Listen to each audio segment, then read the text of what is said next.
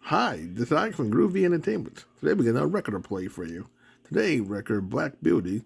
So let's get started.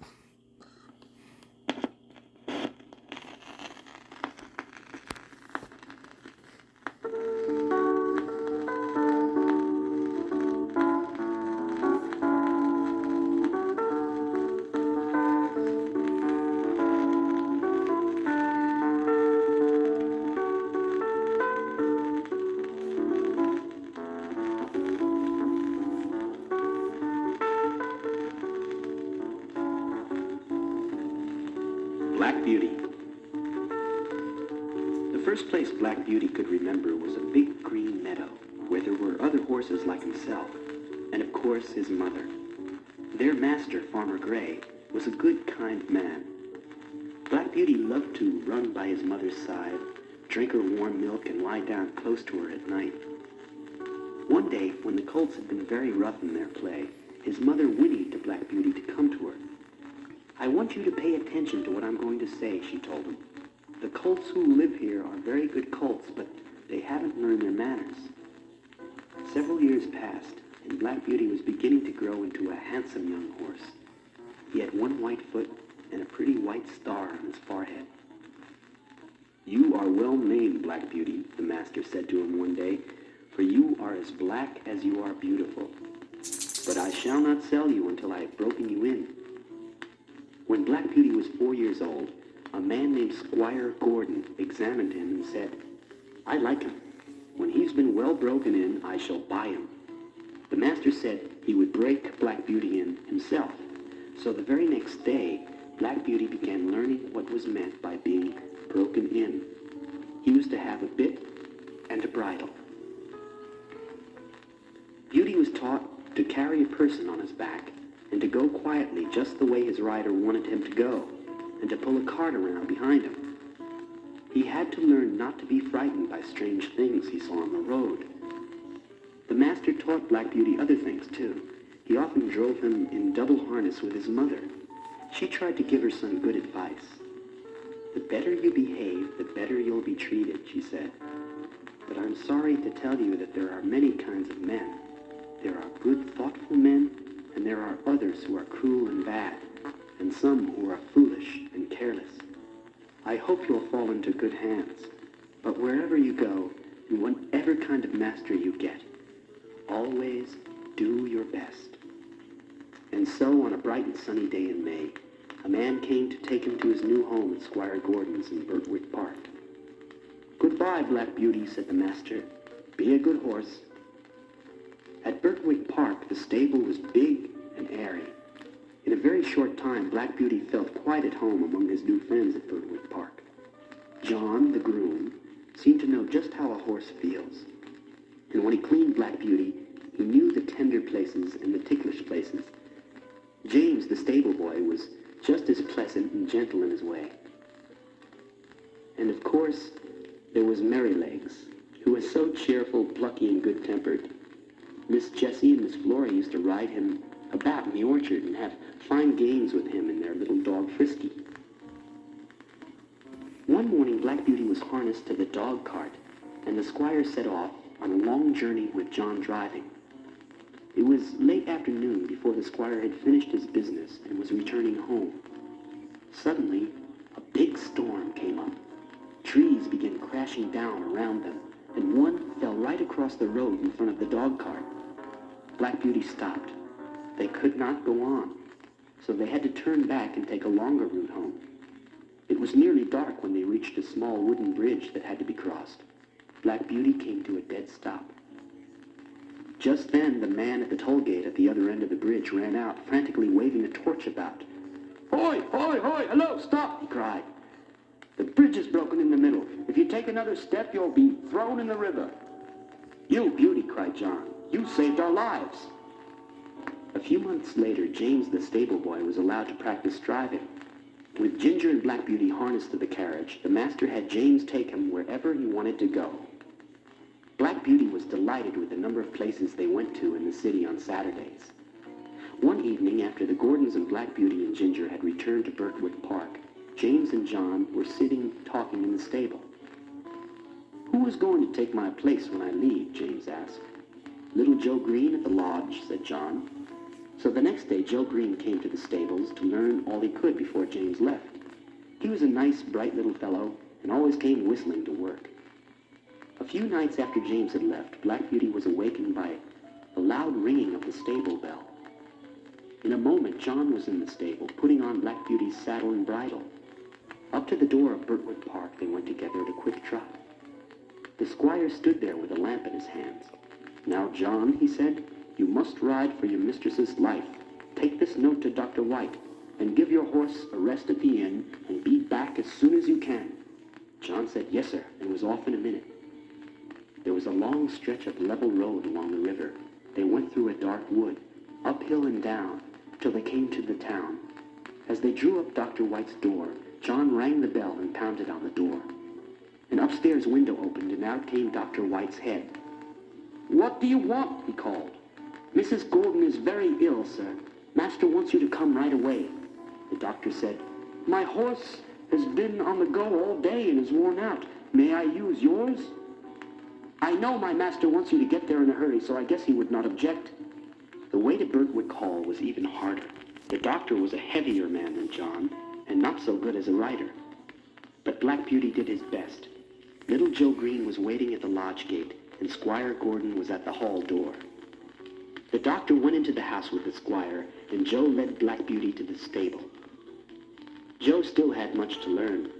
He rubbed the horse's legs and chest, but did not cover him with a warm blanket. Then Joe gave him a pail of cold water to drink, put hay and corn in front of him, and went away. Soon Black Beauty began to shake and tremble. He lay down in his straw and tried to go to sleep. At last he heard John at the door. He gave a low moan. In a moment, John was at his side. Quickly he covered the poor horse with 2 or 3 blankets, and then he ran into the house for hot water. He made some warm gruel, which Black Beauty drank. Black Beauty was very sick. John nursed him night and day, and the horse doctor came to see him every day. Soon he began to get better. Then everyone was happier at Birtwick Hall.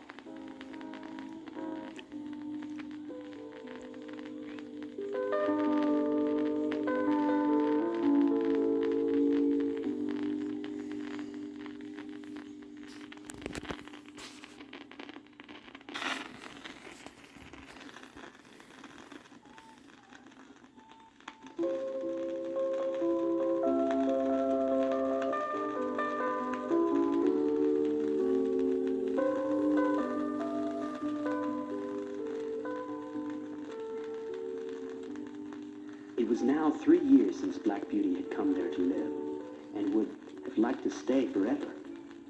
But sad changes were about to take place. The mistress was not well, and the doctor said she must go away to a warm country for 2 or 3 years. Everyone was sorry, for it meant the breakup of Birtwick Hall. Ginger and Black Beauty were sold to the squire's friend, the Earl of W. The Earl's house was very fine, and there were many stables. When the Earl's family finally went for a long visit to London, the horses were left in the care of a man named Reuben Smith. Reuben understood horses and was good to them, but he had one great fault. He sometimes got drunk. One day Reuben rode Black Beauty to the White Lion Inn, where he told the hostler to feed the horse well. A nail was coming loose in one of Black Beauty's shoes. "Shall I fix that shoe?" said the hostler. "No," Reuben said in a loud voice. "No, it'll be all right till we get home." Black Beauty thought it was very unlike Reuben not to see about the shoe, as he was usually very particular about loose nails. It was nearly 9 o'clock when Reuben came back, and he was drunk. Almost before they were out of town, he began using the whip. The roads were stony, and Black Beauty's shoe kept getting looser and looser till it was finally coming off, and finally came off. Finally, Black Beauty stumbled and fell forward on his front knees.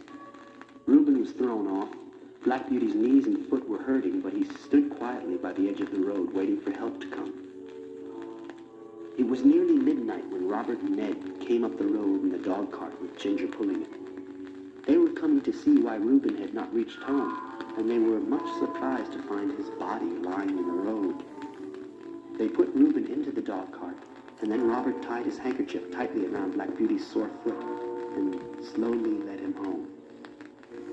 The next day the horse doctor came. "I don't think the joints are hurt," he said, "but of course you'll never have the same good-looking knees again." It took a long time for Black Beauty's wounds to heal, and then he was turned into a meadow for a month or two to rest. About a week after, he was put on a train and sent to Bath. And now Black Beauty learned that a livery stable was a place where horses and carriages were kept, where anyone who wanted to go riding could come and pay to have a horse for as long as he pleased. It was a hard time for Black Beauty, but he did his best. One day, a man who is a good rider took a liking to him and decided to buy him. So Black Beauty had another master, Mr. Barry. He hired a stable a short distance from his home and paid a man named Filcher to look after his horse. Filcher took good care of Black Beauty, except he didn't give him enough to eat. Black Beauty began to grow thin. Mr. Barry found out that Filcher was stealing the food and taking it home. He found another groom, but this man did not keep the stable clean. Mr. Barry was so disgusted by his groom's neglect of their work that he decided to sell his horse. And so Black Beauty was taken to a horse fair to be sold. There was a great deal of bargaining going on, and many people came to look at Black Beauty. There was one man Black Beauty liked right away. He kept hoping this man would buy him. For the first few days, he found his new work very hard. He was not used to London, and the rush and noise of traffic worried him. Jerry was a fine man, as well as a very fine driver. He never used a whip on Black Beauty. He gave him plenty of food and water, cleaned the stable well, and he saw to it that Sunday was a day of rest for his horse as well as for himself. On New Year's Eve, they had to wait out in the cold. By the time the passengers came to the cab, Jerry was coughing and Black Beauty's legs were so numb that he almost stumbled. Black Beauty's next master, Nicholas Skinner, was a cab driver, but different from Jerry Barker. There was never any rest for his horses, and Mr. Skinner was always ready to use the whip. Poor Black Beauty. He was so tired that he wished he could drop down dead, and one day his wish almost came true. Black Beauty was trying his best when suddenly his feet slipped from under him, and he fell heavily to the ground. By evening, Black Beauty was able to go to Skinner's stable, and the horse doctor came to see him. "If he could have 6 months' rest, he'd be of some use again," said the horse doctor. "But he's been worked very much too hardly, and there isn't any strength left in him." So once again, Black Beauty went to a horse sale, holding up his head and hoping for the best. Then Black Beauty noticed a nice-looking old farmer with a little boy. Finally, the old man paid 25 pounds for the horse and took him home. Mr. Thorogood was the farmer's name. He and his grandson Willie came every day to see how Black Beauty was getting along in the pleasant meadow where he was turned loose. Early in the summer, Black Beauty was cleaned with special care and taken to a pretty little house a mile or two from the village. 3 ladies came out to look at the horse. They decided to keep him on trial. "If you don't like him, send him back to me," said Mr. Thorogood. Black Beauty was taken to a comfortable stable, fed, and left to himself. The next day, when the groom was cleaning his face, he said, "This is just like the star that Black Beauty had. I wonder where he is now." The groom went over Black Beauty carefully, talking to himself. White star on his forehead, one white foot, this little scar, and then looking up at the middle of the horse's back. "And here's that little patch of white hair. It must be Black Beauty. Oh, Beauty, do you remember me? Little Joe Green." "I wonder who broke your knees, old Beauty," said Joe. "You must have had a bad time of it somewhere, but you're going to have good times now. I wish John were here to see you." The ladies were just as pleased as Joe was when he told them that he was sure that their horse was Squire Gordon's Black Beauty. And so, Black Beauty found a happy home. Often before he was quite awake, he imagined that he was still in the orchard at Birtwick, standing with his old friends under the apple trees.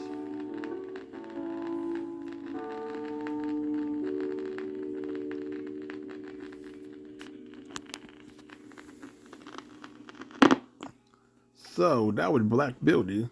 So if you like, subscribe, share, and comment, have a groovy day with another video coming out real soon.